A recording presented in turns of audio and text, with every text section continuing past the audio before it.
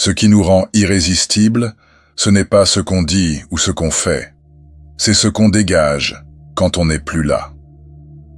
Le jour où la personne qui nous ignorait commence à penser à nous sans arrêt, ce n'est jamais parce que nous l'avons poursuivi. Pourtant, on nous a souvent dit de courir après, de prouver notre valeur. Mais plus on le fait, plus on se perd, et moins on nous respecte. Aujourd'hui, nous inversons les rôles. Ce que nous allons faire, ils ne le verront pas venir. Pas de jeu, pas de manipulation. Juste une vraie maîtrise de nous-mêmes, de notre énergie et de notre présence. Et c'est là que tout change. Ceux qui se sont éloignés commencent à revenir, parfois même en rampant. Parce qu'une fois que nous incarnons ce que nous allons partager ici, notre absence devient leur regret. La vérité, c'est que l'attraction ne dépend ni de ce qu'on dit, ni de ce qu'on fait. Elle naît de la manière dont nous nous tenons, surtout quand l'autre n'est pas là. Trop souvent, nous perdons notre pouvoir en réagissant à leur distance. Plus de messages, plus de présence, plus de disponibilité. Mais à chaque fois, nous envoyons le même signal. J'ai besoin de toi pour me sentir complet. Et rien ne fait fuir plus vite que ça. Et si, au lieu de cela, nous reprenions le contrôle? Et si, au lieu de combler chaque silence par des messages ou de l'attention, nous laissions notre calme parler à notre place? C'est là que le stoïcisme entre en jeu. Il nous apprend que la vraie puissance ne vient pas de la conquête, mais de la maîtrise de soi. Quand nous arrêtons de vouloir les reconquérir et que nous devenons simplement la personne qu'ils regretteront d'avoir perdue, tout change. Imagine, au lieu d'inonder leur téléphone, nous disparaissons par calme. Quand nous savons ce que nous valons, nous n'avons plus besoin de courir après quelqu'un qui ne donne rien en retour. Et c'est là que le déclic se produit. Ils sentent le vide. Ton absence devient un bruit dans leur tête. Ils commencent à se demander « Pourquoi il ou elle ne m'écrit plus? Est-ce que j'ai merdé ?» Ce doute s'installe, lentement. Et cette fois, c'est eux qui cherchent des réponses. Ils doivent faire face à ce vide que nous avons laissé. Ce n'est pas une question de revanche, c'est une reprise de pouvoir.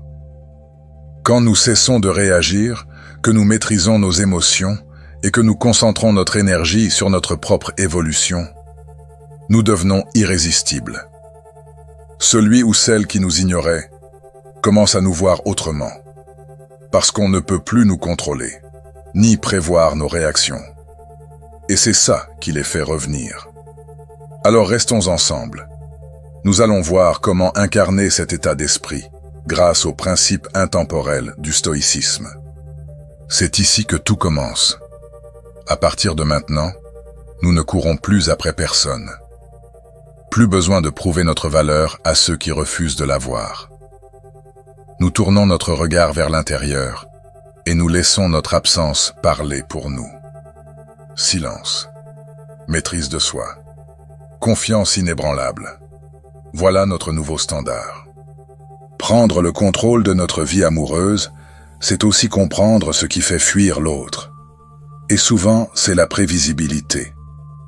Être toujours disponible, toujours dire oui. Cela tue le mystère. Ce qui est rare attire, ce qui est acquis ennuie. À force de chercher l'approbation, on finit par révéler nos insécurités. Et l'attirance s'éteint. Épictète le disait. Celui qui n'est pas troublé par la perte de choses extérieures a trouvé la paix intérieure. Si nous devenons émotionnellement dépendants, nous perdons cette paix. Et l'autre, lui, s'éloigne. La routine, les gestes répétés et les conversations sans saveur, tout cela étouffe le lien. L'attirance a besoin de mouvement. Ce qui captive, c'est une personne qui se renouvelle. L'inverse crée de la distance. En résumé, ce qui fait fuir, c'est la routine, le besoin, le manque de nouveauté et l'absence de croissance. Ce qui attire, l'indépendance, l'imprévisibilité et l'élan intérieur. Maintenant, voyons ce que tu peux mettre en place concrètement pour inverser la dynamique. Étape 1. Le détachement émotionnel. Le détachement émotionnel est l'un des leviers les plus puissants dans une relation. Il ne s'agit pas de devenir froid, mais de maîtriser nos réactions. Ne plus laisser l'autre dicter notre paix intérieure. Quand on se détache, on ne réagit plus à chaud. On garde le contrôle. Car plus on est attaché à leur silence ou à leurs humeurs, plus on devient dépendant. Et cette dépendance nourrit l'anxiété et détruit notre valeur perçue. Le vrai pouvoir, c'est de rester calme, même quand l'autre s'éloigne. Ne pas courir, ne pas demander pourquoi. Juste observer, se recentrer et les laisser ressentir notre absence. Détachement ne veut pas dire indifférence. C'est refuser de céder le contrôle de nos émotions à quelqu'un d'autre. C'est cela, la vraie force. Retenir ses émotions, ce n'est pas fuir l'amour. C'est reprendre le pouvoir. Étape 2. Le silence. On l'appelle le no-contact. Pas de message ni appel. Pas de prétexte. Juste un vide. C'est là que tout commence. Le silence, ce n'est pas fuir. C'est créer de l'espace. Un espace où nous pouvons guérir et où l'autre commence à ressentir un manque. Au début, ils peuvent penser que ce silence est une indifférence. Mais au fil des jours, ils se demandent « Pourquoi je n'ai plus de nouvelles ?» Et ce vide devient un miroir. Ils y voient leur perte. Et souvent, ils reviennent. Mais le silence sert surtout à nous. Il nous détache. Il nous oblige à nous relever. Étape 3. Transformer la douleur en force. Le chagrin n'est pas une fin.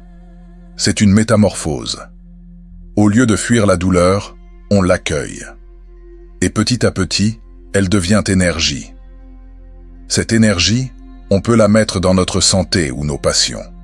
Et sans même s'en rendre compte, on devient plus fort et plus attirant.